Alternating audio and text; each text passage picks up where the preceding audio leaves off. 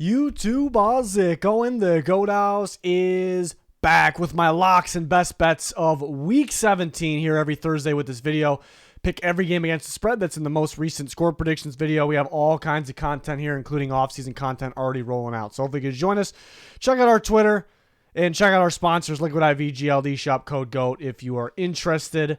Important links pinned in the comments. So I've been on a roll with the Rams with my spread lock. We're gonna do it again. It's by far the most appealing spread when there's really not a lot this week. Minus 5.5. It was 4.5. So if you already got it at 4.5, that's a great job by you. 5.5 still looks pretty good. I think they win by at least 8 points. Can see a lot more. Can see them winning by a lot too. Rams are playing like one of the better teams in football. And the record maybe fools some people. I know the Giants could be better with Tyrod Taylor, but well-coached defense, the Rams, and they can beat you on offense with Stafford's arm, those weapons at receiver and just the running game with Kyron Williams. So I like the Rams in that one, minus 5.5. And I'll take the Ravens. Jalen Waddle being beat up for the Dolphins. The Dolphins beat a good team last week, but overall struggling with good teams this year. They're going to go to Baltimore, a lot different than playing in Miami. Ravens look like the best team in football right now. Very strong, stout defense. I think they'll win by more than 3. I have them winning by 7. So those are my spread picks of the week. And now we got some alternate spreads. This is more for a parlay. If you already have a parlay in mind, or if you have that Rams pick and you want to add one of these, or if you just want to make a parlay on alternate spreads or Moneyline picks, you could do that as well. Niners should beat up the Commanders. They are better with Jacoby Brissett, who they are starting, but the Niners are the best team in the NFC. Salty after that last game. They're going to score a lot of points in this game with the pass and the run. They're going to get Purdy back on track, and McCaffrey will have another solid day. Vikings, which just came out right before we're going to record this, so they're going to start Jaron Hall. It's interesting. I guess it leaves a little bit more of a mystery, so if you do want to stay away from the Vikings game in general because of that, then okay. But it could be more of like a game manager type game rather than Nick Mullins' explosive plays, but turnovers. But we'll see. It's a little bit of a mystery. But every Vikings game is very, very close. I expect them to win this game in close fashion. So plus 3.5 if you change that spread. It looks pretty good. I think it's a safe pick. Rams, if you want to bring that down to minus 1. The Falcons plus 7. They're already plus 3. And the Ravens, if you want to swap that from flip that, I should say, from minus 3 to plus 3. Those are good parlay options for you, like safe picks, alternate spreads. Straight up, we're going to stick with the 49ers against the Commanders. Commanders are playing like the worst team in football. Yeah, they'll be better at Brissett, but the Niners are just far, far better. The best team in the NFC. They can win this game in multiple ways, and I think they'll use those multiple ways to win this game by a lot. So I like them. The Bills did lose to the Patriots last time, but they're a different animal this time of the year and at home. I like the Rams over the Giants. The Browns should beat I had them covering the spread at 7.5, but I'm starting to lean maybe towards the Jets. I wouldn't touch it either way, but if I had to pick against the spread, because Amari Cooper's a little beat up, but I just don't see any way the Browns don't win this game at home. Another team that's a different animal at home. And then we'll go with the Eagles. It could be a decent matchup for the Cardinals to kind of make things interesting, but the Eagles should win that game. I'm going to guarantee they win that game, if they run the football, which they should. So straight up picks of the week. There you have it for those. Upsets, I have one this week. I'm going to go with the Falcons beating the Bears. We've been pretty good on my upset locks this year, 10-4. It's actually very good for being forced to pick underdogs, but the Bears are favored by 3, so Vegas knows something. I was surprised about that line. I was not surprised about the Bears being favored, but I thought it'd be like 1.5 at the most.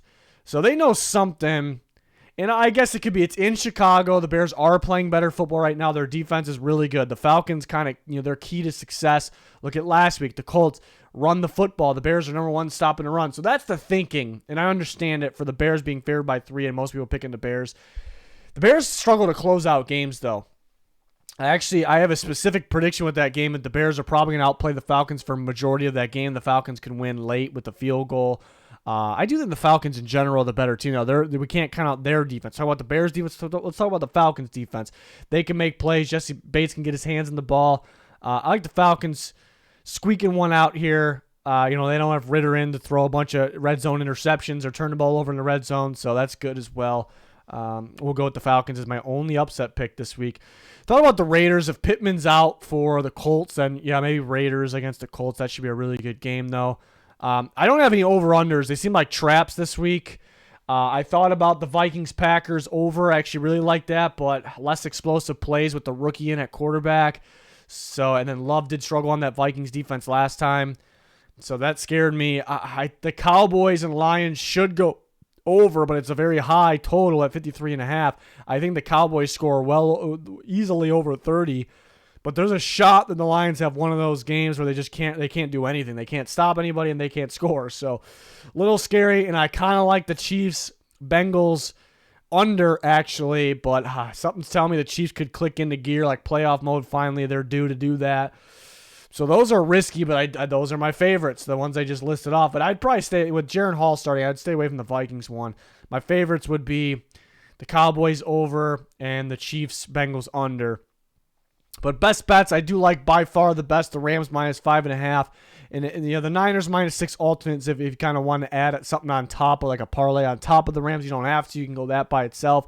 The Falcons option would be like a single bet because they are underdogs and they're plus 130 straight up. I think they're going to win.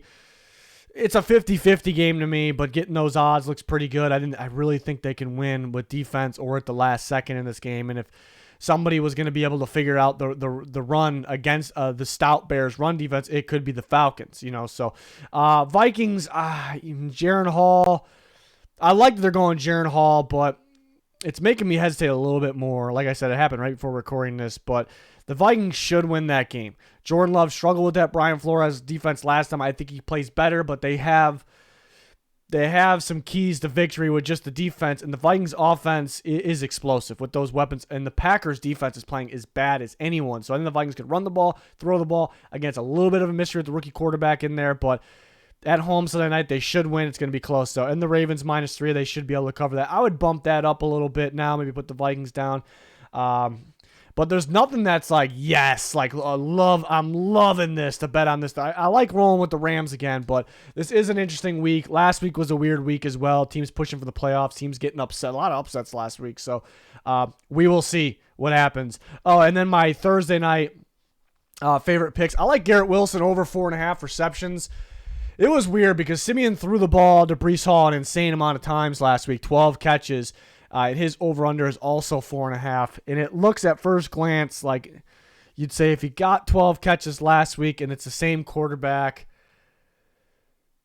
and he may just hit the check down. I think chances are Breece Hall probably hits that over, but they were beating the Commanders most of that game, so they're kind of playing it safe, dumping it off. And then the Commanders came back and they were kind of getting to Garrett Wilson a little bit more, and still Breece Hall. But they might be down this whole game, so it's a little tricky. That could be a trap. I think chances are Breece Hall hits that, but I got scared on that one. Didn't put it on here, but it'd probably be my next one. Garrett Wilson got 9 catches last week. They're going to have to do some damage to kind of stay in this game or keep up in this game, possibly. Or it could just be like a 0-0 game for a while. It's definitely possible, like 3-0 for a while. I think Garrett Wilson has a solid day. So I'm thinking he gets like 6-7 catches as possible. And you can do an alternate receiving yards. His line right now is 49.5. That's interesting as well. I'd be a little scared with that because he could have a 5 or 6 catch game and have 45. I think he's had a big catch game this year and had 44. I want to say if I'm remembering correctly. So that's possible as well. They're probably not going to force the ball downfield in a defensive game, but Garrett Wilson's good on those comebacks, the slants, so he should rack up his catches. Njoku seems like a pretty safe bet. His line has been stuck at 4.5 every week, and it's been like a freebie, it's felt like.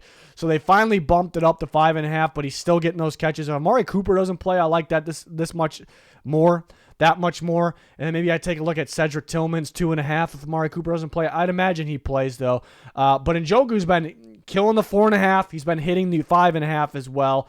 So it looks pretty good. It just depends on how this game goes, though. It's a little tricky because the Jets are really good against the pass, and the way to kind of beat them is win on defense, but run the football and then control the clock. So if they have a lead, they're probably going to be on the safe route.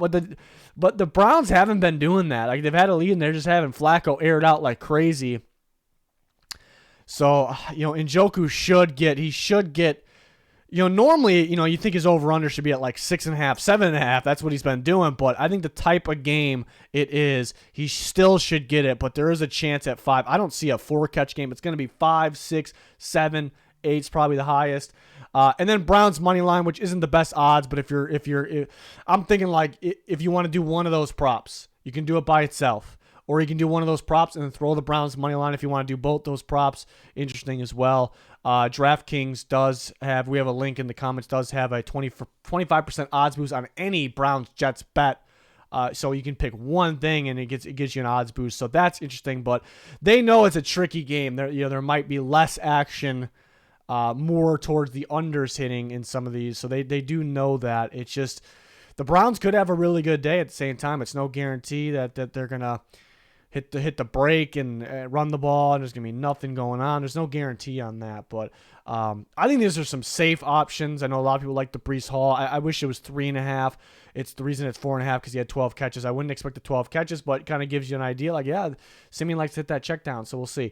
So those are my favorite options for Thursday Night Football. Let me know your guys' thoughts in the comments. We're always talking with you guys on Twitter. It's going to do it for this one, though. Thanks everyone for watching. Goodbye.